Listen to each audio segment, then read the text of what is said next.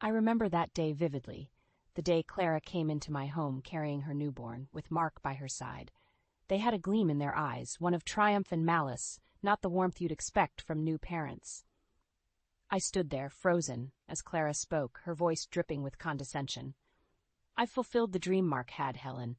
Something you couldn't do," Clara said, her smirk wide as she rocked the baby gently. Mark nodded in agreement, his eyes not meeting mine. "Our little Zoe here is going to be a stunner, just like her mom. Maybe a model or an actress someday," Mark added, his voice betraying a hint of pride that felt like a dagger to my heart. "It's time we head back. We've shown off our happiness to Helen, the singleton. I'm really satisfied today," he continued, exchanging a look with Clara that I could only describe as vile. I was dumbstruck, watching them use their child as a weapon against me. My inability to have children was a sensitive topic, one that Mark knew all too well. Yet here he was, flaunting his new family in my face, with Clara leading the charge. "Why? Why do this?" I managed to choke out, my voice barely a whisper. Clara laughed, a sound so cold it sent shivers down my spine. "Oh, Helen, it's not about the child. It's about showing you what you couldn't give Mark, what you couldn't give us." Mark remained silent, his complicity as loud as Clara's words. I felt a rage building inside me, a mix of anger, hurt, and disbelief. How could the man I spent nearly 2 decades with be so cruel? As they turned to leave, I found my voice. "You think you've won, but this isn't happiness. It's shallow and empty." Clara paused, turning her head slightly, her smile never faltering. "Happiness is subjective, Helen, and right now I'm on cloud 9. They left, leaving a silence that echoed through the empty halls of the home I once shared with Mark, a home that now felt like a tomb of my former life. That night, I couldn't sleep. Their words, their smug satisfaction, it all replayed in my mind, fueling a resolve I didn't know I had. Mark and Clara had shown their true colors, and it was time for me to show mine. I wasn't going to let their provocation be the end of my story. No, this was just the beginning. The beginning of their downfall. As I lay in bed, staring at the ceiling, a plan began to form. A plan not just for revenge, but for reclaiming my dignity and showing them that I, Helen, was not a victim of their cruelty, but a survivor. The next morning, I woke up with the clear purpose. I was going to fight back, but not in the way they expected. I was going to rise above, and in doing so, ensure they got what they deserved. But first, I needed evidence. Evidence of their betrayal, of their true intentions. And I knew just where to start. The journey ahead would be challenging, filled with obstacles and revelations I was perhaps not ready to face. Yet, I was determined. For too long, I had let Mark's words and actions define me. It was time to redefine myself on my own terms, and so, with a newfound strength, I began to lay the groundwork for what was to come. Mark and Clara had underestimated me, thinking they could parade their betrayal without consequence. They were wrong. Very wrong. The next few days, I acted with a singular focus, gathering evidence of Mark and Clara's affair. It wasn't difficult. Their arrogance had made them careless. I found emails, texts, photos, each piece a stab to my heart, but also a brick in the foundation of my plan. Then, an unexpected opportunity presented itself. Mark had always been meticulous about his digital footprint, but in his newfound bliss, he'd become sloppy. I discovered he had a meeting scheduled with Clara at a fancy downtown restaurant, a public display of their relationship, no doubt. It was the perfect chance to confront them. I arrived at the restaurant early, securing a spot where I could watch them unnoticed. Soon enough they walked in, laughing, touching, like a scene from a movie. A movie about betrayal. As they settled into their seats, oblivious to the world, I approached their table. Clara spotted me first, her smirk fading into a look of surprise. "Helen, what a surprise," Clara managed, her voice faltering. "Surprised? You shouldn't be. Not after the show you two put on at my doorstep," I replied, my voice steady, my heart racing. Mark looked up, his expression a mix of confusion and guilt. "Helen, this isn't what it looks like," he started, the lie so blatant it was almost laughable. "Oh, save it, Mark. I'm not here to listen to your excuses. I'm here to give you both a warning," I said, leaning closer. "Your little secret? It's not so secret anymore. I know everything." Clara regained her composure, her smile returning, but it was strained. "And what do you plan to do with that knowledge, Helen? Ruin us? Please, you don't have it in you." Her words, meant to belittle me, only fueled my resolve. No, Clara. I plan to make sure you face the consequences of your actions, both of you. Mark's face paled, the reality of the situation dawning on him. Helen, please, let's talk about this. We can sort it out. There's nothing to sort out, Mark. You made your choice. Now, you'll live with it, I said, turning to leave, their stunned silence music to my ears. As I walked away, I could feel their eyes on me, but I didn't look back. I had made my stand, and there was no turning back now. The next steps required careful planning and precision. My next move was to visit a lawyer. The lawyer, Miss Avery, listened intently as I laid out my evidence and my intentions. She was sympathetic but also brutally honest about the challenges ahead. Divorce was messy, and given Mark's position and resources, it wouldn't be easy. But I'm not just fighting for a divorce, Miss Avery. I'm fighting for justice. For my dignity, I explained, my determination clear. Miss Avery nodded, understanding the stakes. Then we'll make sure we're prepared for whatever they throw at us. It's not just about the legal battle, it's about ensuring you come out of this stronger. With a plan in place, I left her office feeling a sense of empowerment I hadn't felt in years. The road ahead was daunting, but for the first time, I felt like I was in control of my destiny. But the real surprise came the following day when a package arrived at my door. Inside, I found a flash drive and an anonymous note. Thought you should know the whole story. Curiosity piqued. I plugged the drive into my computer and was met with a barrage of documents, photos, and videos. Evidence not just of the affair, but of financial misconduct by Mark, leveraging company resources for his rendezvous with Clara. As I sifted through the files, a plan began to form. Mark and Clara thought they had played me for a fool, but they were about to learn they had underestimated Helen. This was more than just betrayal. It was corruption, and I had just the evidence to prove it. The game had changed, and I was now holding the winning cards. It was time to play them. Armed with the evidence from the flash drive, I arranged a meeting with Mark's company's board of directors. Walking into the corporate building, a sense of unease mixed with determination settled over me. This was where Mark had built his career, and I was about to expose his darkest secrets. I was greeted by the board with a mixture of curiosity and skepticism. As I connected my laptop to the projector, I glanced around the room, my resolve firming. Ladies and gentlemen, I'm here not just as Mark's wife, but as someone who has uncovered significant misconduct within this company, I began, my voice steady despite the shaking of my hands. The room was silent, all eyes fixed on the screen as I presented the evidence, transactions, emails, hotel receipts, all pointing to Mark using company funds for his affair with Clara. The board members' expressions shifted from skepticism to shock and anger as the presentation went on. Mark, who had been sitting confidently at the table, looked as if he was shrinking with each slide. Helen, this is a serious accusation. Are you certain of the authenticity of this evidence? One of the board members asked, his tone grave. Absolutely, and I believe a thorough investigation will confirm everything I've presented today, I replied, locking eyes with Mark, who refused to meet my gaze. The meeting concluded with the board promising a full investigation and Mark being suspended pending the outcome.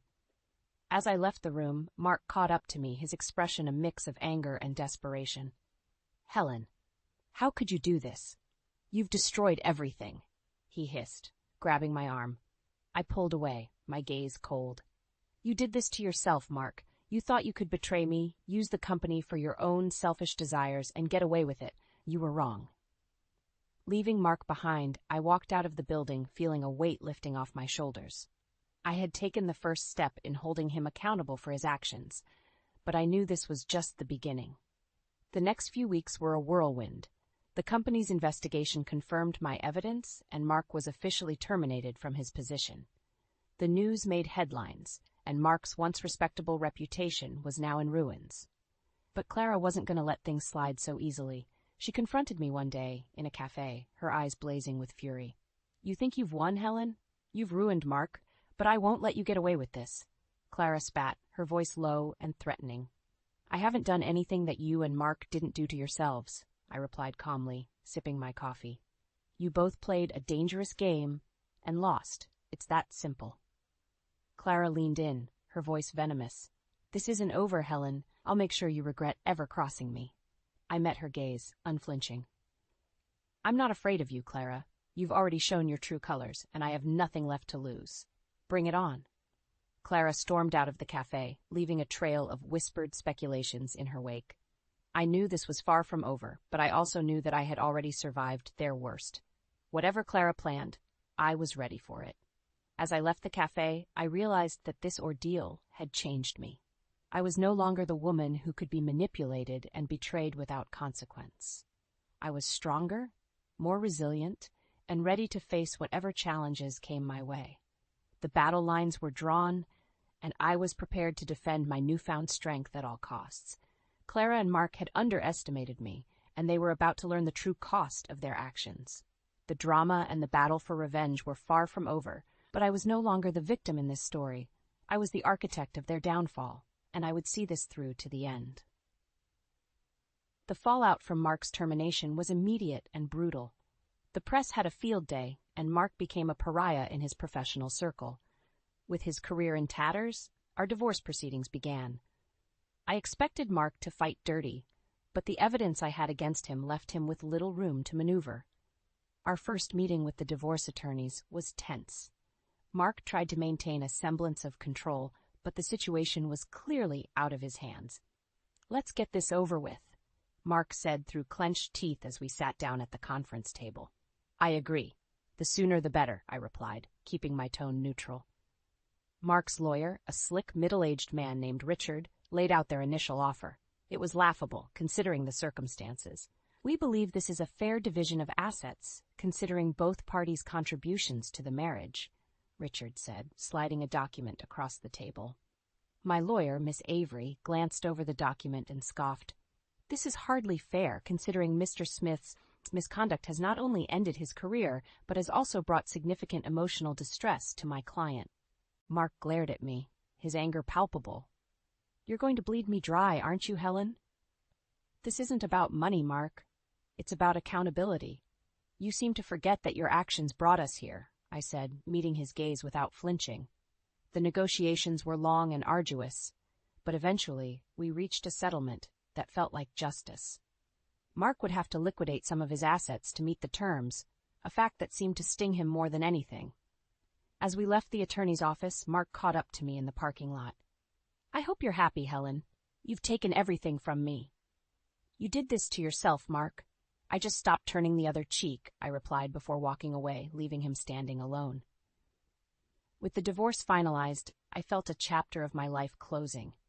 But there was still the matter of Clara, who had been ominously silent since our last encounter.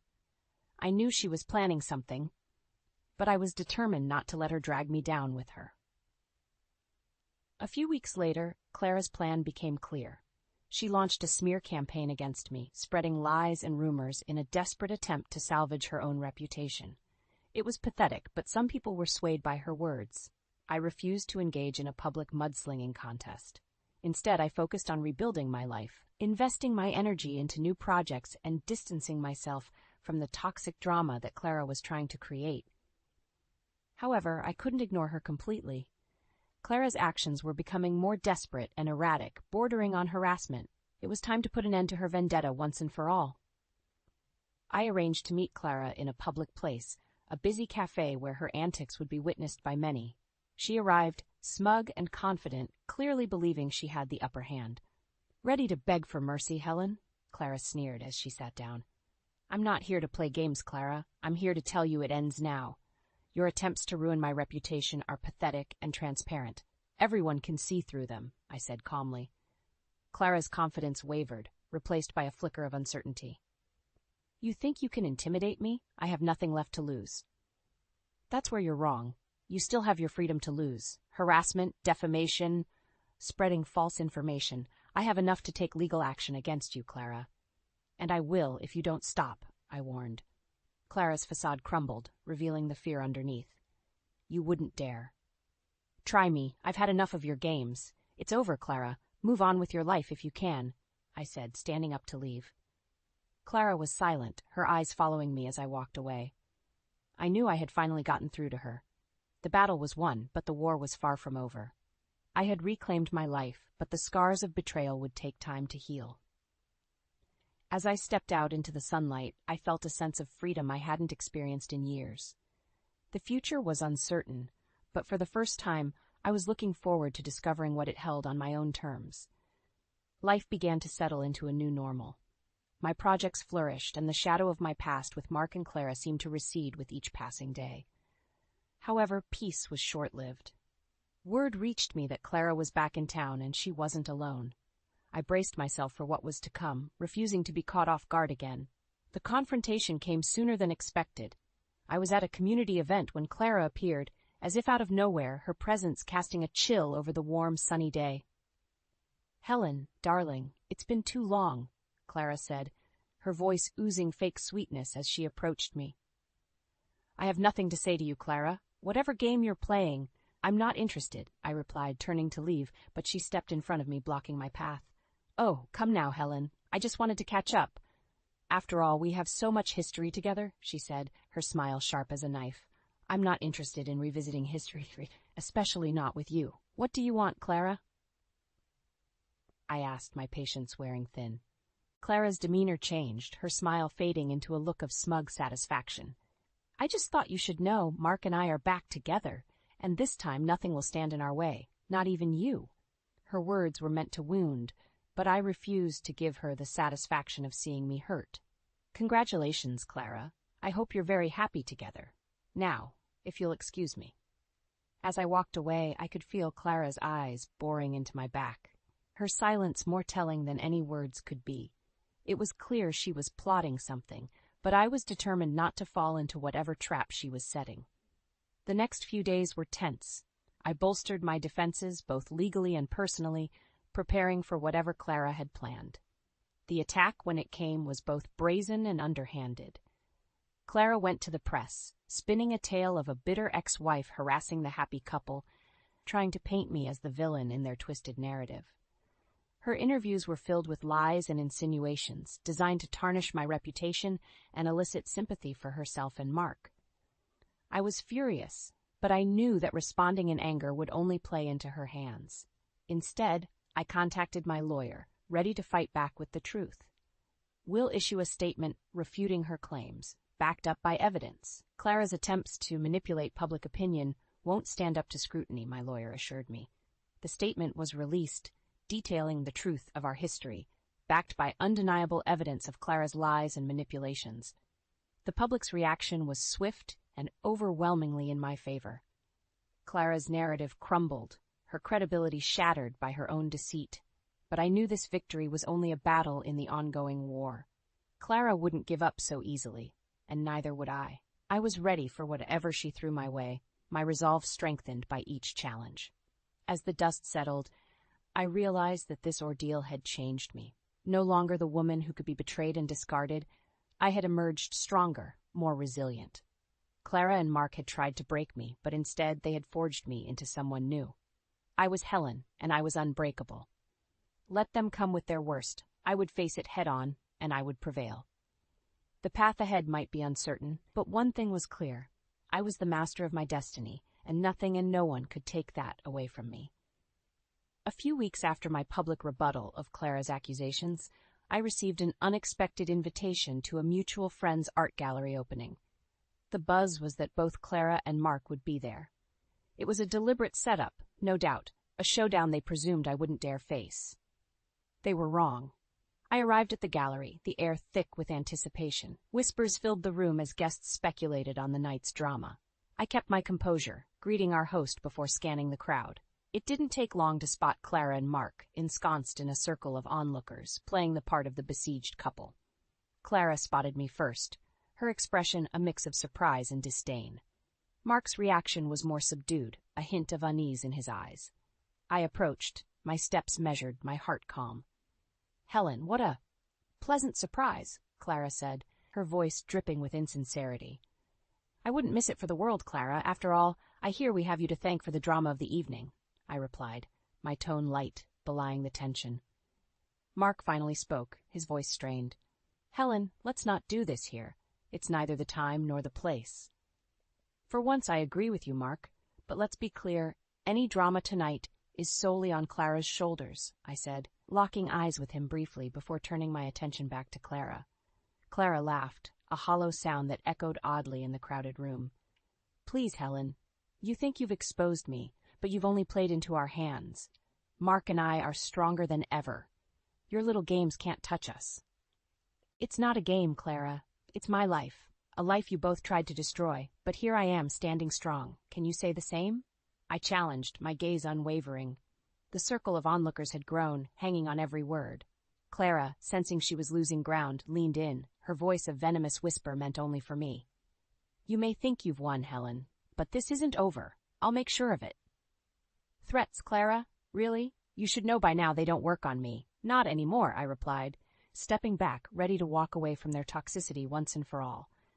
As I turned to leave, Mark's voice stopped me. Helen, wait, please. I paused, facing him, an eyebrow raised in question. I'm sorry for everything, Mark said, his voice barely audible over the murmurs of the crowd. It was the closest thing to a concession I would ever get from him. I nodded, accepting his apology, not because it changed anything, but because it was time to close this chapter of my life. Goodbye, Mark. Goodbye, Clara. I wish you all the happiness you deserve. With that, I walked away, leaving the whispers and stares behind. The night air felt refreshing, cleansing, as if with each step I was walking further away from my past and into a future of my own making. In the weeks that followed, Clara's attempts to retaliate were half-hearted, the fight gone out of her. It seemed my confrontation had finally broken her spirit. Mark disappeared from the public eye, his apology at the gallery the last I heard of him. I had emerged victorious, not through revenge or malice, but by standing up for myself, by refusing to be a victim. Clara and Mark had sought to destroy me, but in the end, they were the architects of their own downfall. As I moved forward with my life, I did so with a new sense of purpose and strength. I had faced my demons and won, proving to myself and the world that I was not someone to be underestimated. I was Helen, and I was finally free.